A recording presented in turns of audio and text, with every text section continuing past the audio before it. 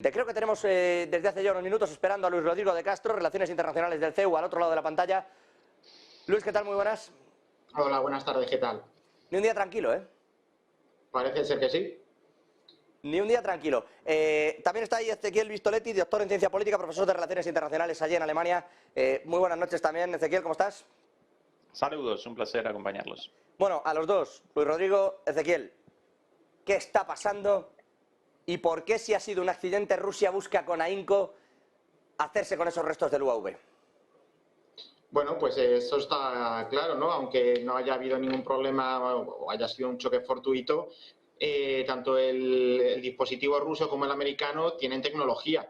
Y eso en manos del enemigo en un contexto de guerra, pues puede ser un arma, no en el sentido militar, pero sí un recurso bastante jugoso para saber en qué condiciones está jugando el enemigo. Entonces, por eso es totalmente lógico que tanto Estados Unidos como Rusia intenten hacerse con los restos bueno, con los fusibles o con la tecnología de los aparatos de su bandera que han acabado donde han acabado. Ezequiel. Sí, de acuerdo con la lectura. Más allá de las características del incidente sobre las cuales hasta el momento solo podemos realizar especulaciones, claro aparece que sobre el Mar Negro un dron estadounidense realizaba maniobras de espionaje, evidentemente, como una demostración más de la participación directa de Estados Unidos y de la OTAN en el conflicto. Ya no solo con el envío de armas, con el establecimiento de sanciones, sino también con la provisión de inteligencia a partir del sobrevuelo de las zonas con, en este caso, un dron no tripulado sobre aguas internacionales, sí, pero a muy pocos kilómetros de Crimea, de la parte sur de Ucrania y de Rusia. Y una vez más aparecemos librados a la suerte de estos juegos de guerra, con la posibilidad, como en aquel momento, con la crisis de los misiles caídos o del misil caído en Polonia, con la muerte de 2 granjeros hace ya algunos meses. Bueno, una vez más, más allá de que en este momento ni Estados Unidos ni Rusia quieran un enfrentamiento directo, la guerra presenta una dinámica propia, va generando su propio devenir, y dentro de ese devenir aparece como posibilidad un incidente, aparece un accidente como posible chispa para un enfrentamiento directo y bueno, todo lo que eso connotaría, incluida la utilización de armamento nuclear. Así que bueno, un Yendo a día ese más con punto, una de estas locuras. yendo a ese punto, Ezequiel, empiezo por ti, Luis Rodrigo también. El acuerdo de anoche, bueno, que era de tarde allí en Estados Unidos, pero ese acuerdo, ese AUKUS, Australia, UK, Reino Unido, US, Estados Unidos, ese acuerdo está mandando 3 submarinos con material nuclear cerca de las aguas territoriales de China, que esta mañana ya ha dicho que basta de buscar confrontaciones. Claro, están en un juego un poco oscuro unos y otros, porque parece todo el mundo prepararse para algo que no termina de ocurrir, y cuando pasan cosas como esta, esto del UAV, de repente todo el mundo intenta quitarle hierro para no acabar en una escalada bélica tremebunda. Sí, o por lo menos no antes de tiempo, porque lamentablemente, como el otro día remachábamos en la charla con Antonio Alonso y Fernando Moragón en este mismo canal, lamentablemente aparecemos encaminados hacia una confrontación de Estados Unidos, la potencia hegemónica en decadencia, contra China, la potencia hegemónica en ascenso. Yo machaco con esto desde hace tiempo, como prueba quizás de esto en los últimos días, ya no solo aparecen documentos de la Rand Corporation en este sentido, en el sentido de que Estados Unidos debería abandonar el conflicto en Ucrania porque sus objetivos ya parecen cumplidos, y redireccionar su política exterior hacia China, sino que ahora también el Instituto para el Estudio de la Guerra, el ISW, ya también comenzó su propio proyecto de investigación tendiente al análisis de un conflicto entre China y Estados Unidos, otra vez en las aguas alrededor de Taiwán. Así que sí, aparecemos encaminados a eso, y en ese sentido el acuerdo del AUKUS respecto a estos submarinos con capacidad nuclear. Rodrigo.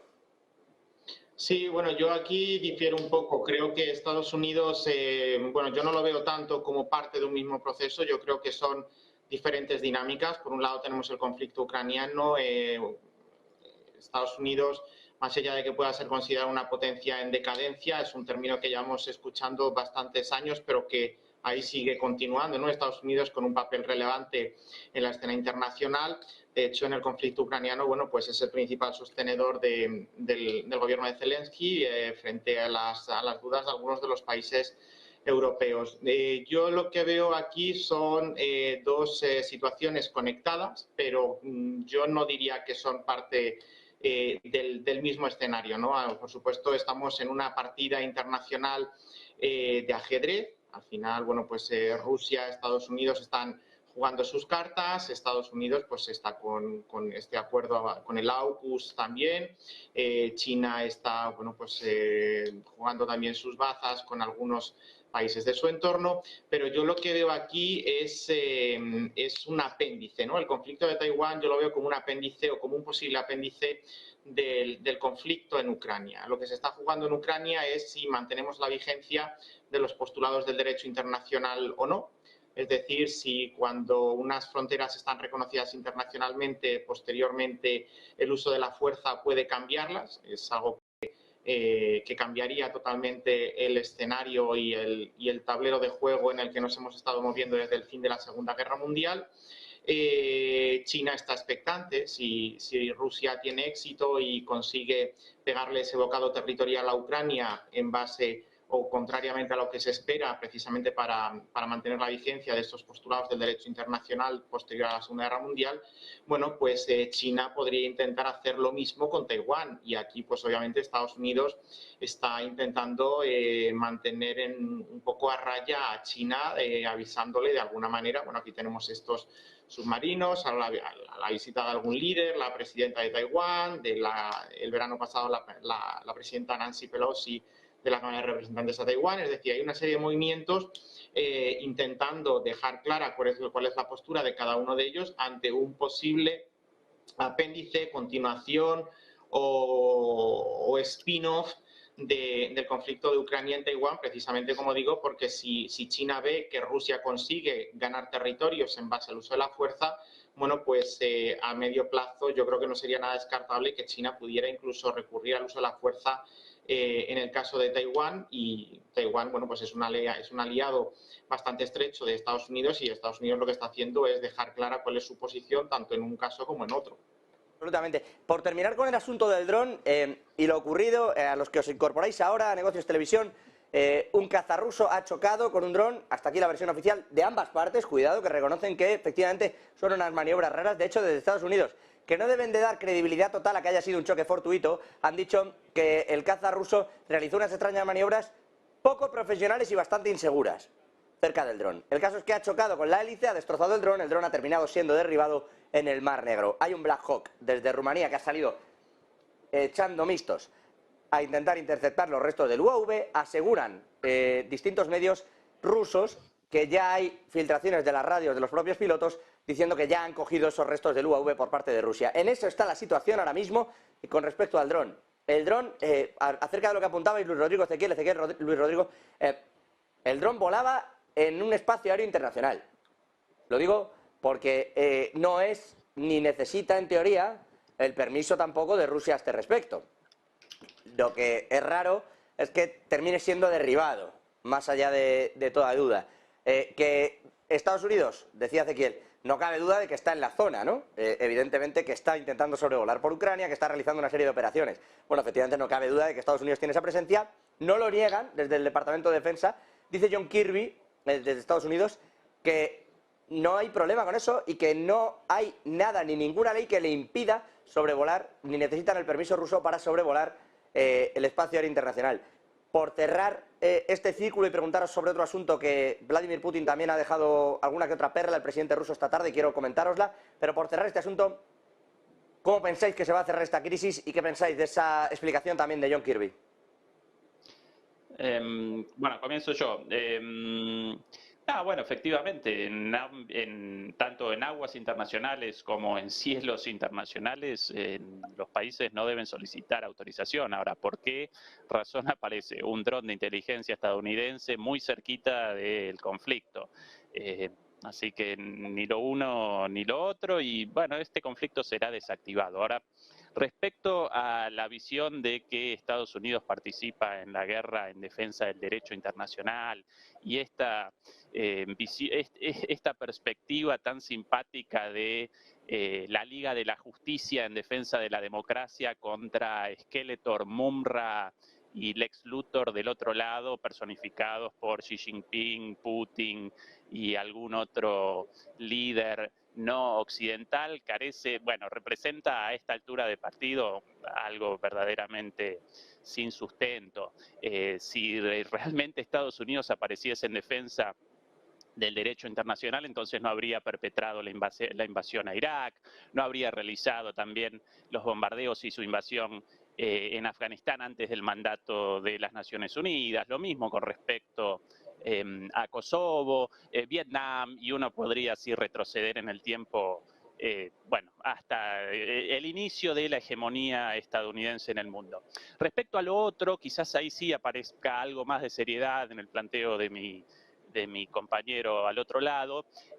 Para muchos analistas, curiosamente, la idea de una crisis en el orden internacional y de la confrontación entre una potencia hegemónica en un orden unipolar en crisis y en decadencia con una potencia ascendente connotaría de alguna manera la desaparición total del poderío de la potencia en crisis y un nuevo mundo en el cual Estados Unidos desaparecería del ámbito internacional, en lo político, en lo económico, y eso representa una interpretación completamente errada.